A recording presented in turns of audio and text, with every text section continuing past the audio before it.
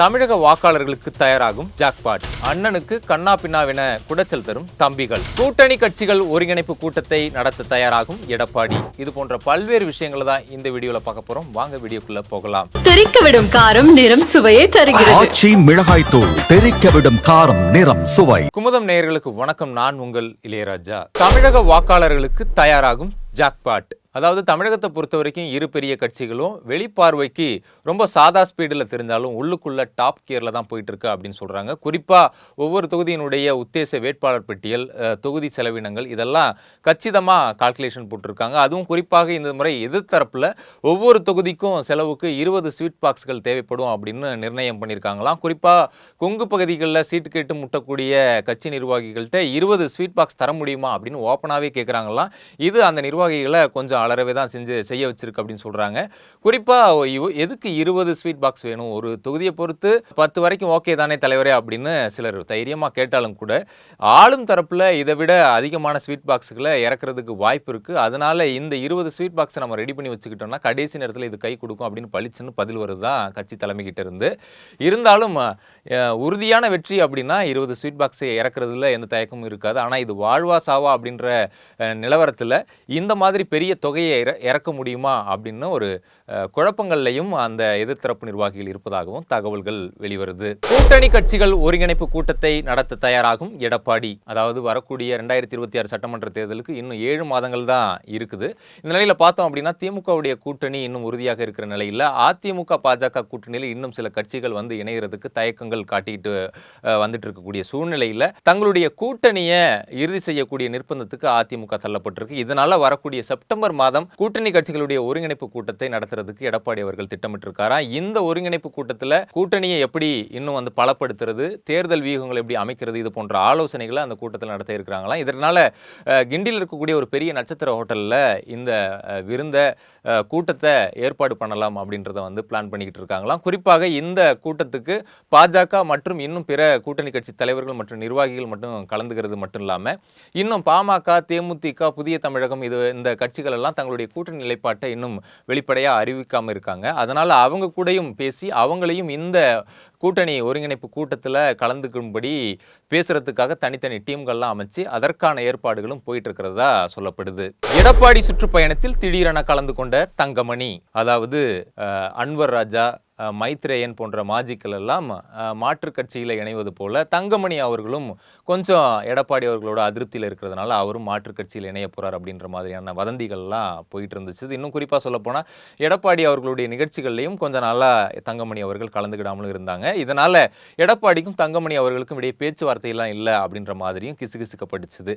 இந்த வதந்திக்கெல்லாம் முற்றுப்புள்ளி வைக்கும்படி கடந்த ஆகஸ்ட் 24ஆம் தேதி எடப்பாடி அவர்களுடைய சுற்றுப்பயணத்தில் தங்கமணி அவர்கள் கலந்துக்கிட்டு முற்றுப்புள்ளி வச்சிருக்காரு. குறிப்பாக ஆகஸ்ட் 24ஆம் தேதி திருச்சி கிழக்கு, லால்குடி, திருவெரும்பூர் இந்த தொகுதிகளில் எடப்பாடி அவர்கள் பிரச்சாரம் செய்துகிட்டு இருக்கும்போது திடீர்னு அதில் தங்கமணி அவர்களும் கலந்துக்கிட்டார். அது மட்டும் இல்லாமல் மறுநாள், அதாவது ஆகஸ்ட் 25ஆம் தேதியும் துறையூர், முசிறி, மணச்சநல்லூர் சட்டமன்ற தொகுதிகளில் பிரச்சாரத்திலையும் அவர் வந்து கலந்துக்கிட்டு இருக்காரு.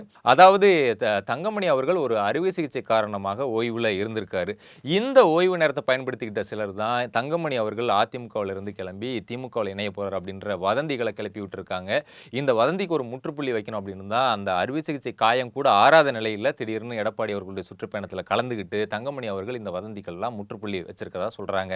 வெளிநாடு கிளம்ப தயாராகும் முதல்வர் மு.க. ஸ்டாலின். அதாவது முதல்வர் மு.க. ஸ்டாலின் அவர்கள் வெளிநாடு பயணம் மேற்கொள்ளவிருப்பதாக தகவல்கள் வெளியாயிருக்கு. இதற்கு முன்பாக தமிழக தொழில்துறை அமைச்சர் டிஆர்பி ராஜா அவர்கள் துபாய்க்கு பயணம் மேற்கொண்டிருக்காரா. அங்க பன்னாட்டு முதலீட்டாளர்கள் தான் பேசி தமிழகத்துக்கு முதலீடுகளை ஈர்க்கும்படியாக அவர் பேசியிருக்காராம். முதல்வர் அவர்கள் அங்கே துபாய் போகும்போது இந்த விஷயங்களை அவர் முன்கூட்டியே எல்லாமே வாங்கி முதல்வர்கிட்ட சமர்ப்பிக்க போகிறதாகவும் சொல்கிறாங்க.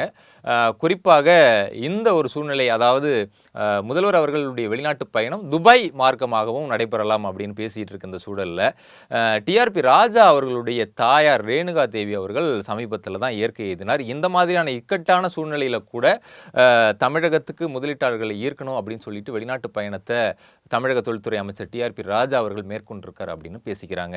மனிதநேய மக்கள் கட்சியின் எம்எல்ஏ பதவிக்கு ஆபத்து. அதாவது 2016 சட்டமன்ற தேர்தலுக்கு பிறகு மனிதநேய மக்கள் கட்சி தேர்தல் ஆணையம் வழங்கக்கூடிய சின்னத்தில் போட்டியிடல. அவங்க திமுகவினுடைய அதிகாரப்பூர்வ சின்னமான உதயசூரியன் சின்னத்தில் தான் போட்டியிட்டு வராங்க. அதாவது தொடர்ந்து ஒரு கட்சி 6 ஆண்டுகளாக தேர்தல் ஆணையம் வழங்கக்கூடிய சின்னத்தில் போட்டியிடல அப்படின்னா அந்த கட்சியினுடைய பதிவை ரத்து செய்யலாம் அப்படிங்கிறது விதி.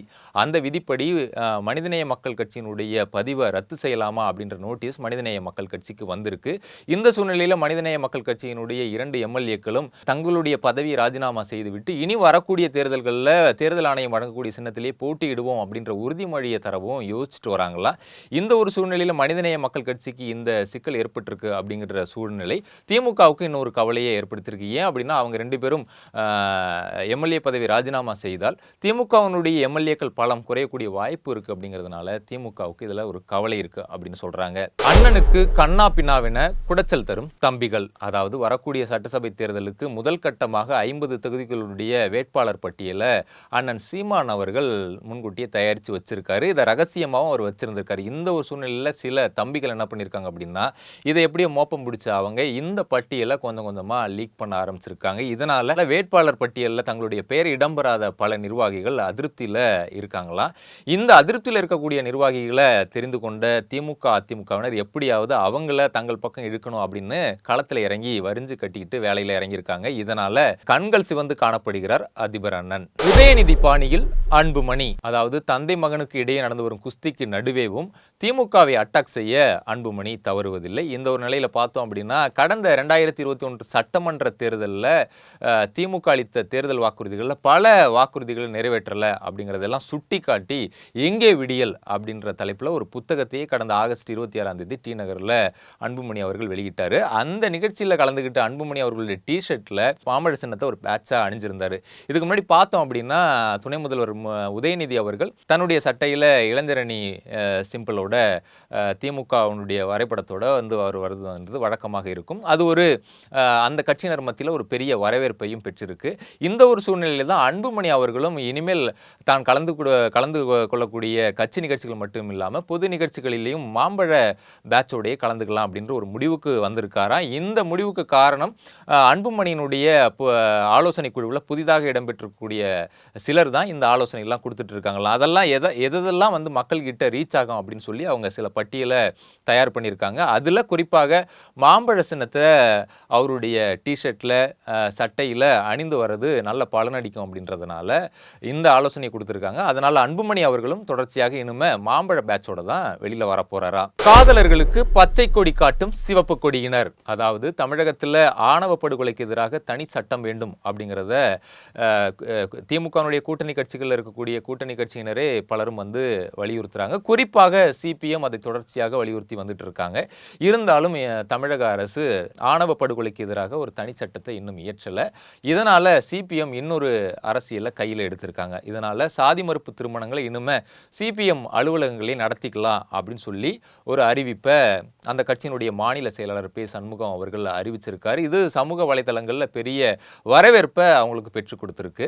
இதை வச்சு சில அரசியல் ஆதாயங்களையும் அடைய முடியும் அப்படின்னு தான் காம்ரேட்ஸ் எல்லாம் நினைக்கிறாங்களா. அதாவது சிபிஎம் கட்சியில் புதிதாக உறுப்பினர்கள் சேர்க்கவே ரொம்பவே திணறிக்கிட்டு வரக்கூடிய இந்த சூழ்நிலையில் காதலர்கள் வச்சு கட்சிக்கு புது ரத்தம் பாய்ச்சலாம் அப்படின்ற முடிவுக்கு அவங்க வந்தது காரணம் இந்த விவகாரத்தை கையில் எடுத்தா இளைஞர்களை இன்னும் கூடுதலாக கவர முடியும், கட்சியில அடுத்தடுத்து இளம் உறுப்பினர்கள் சேருவாங்க அப்படின்னு நினைச்சுதான் இந்த அறிவிப்பை வெளியிட்டு இருக்காங்களாம்.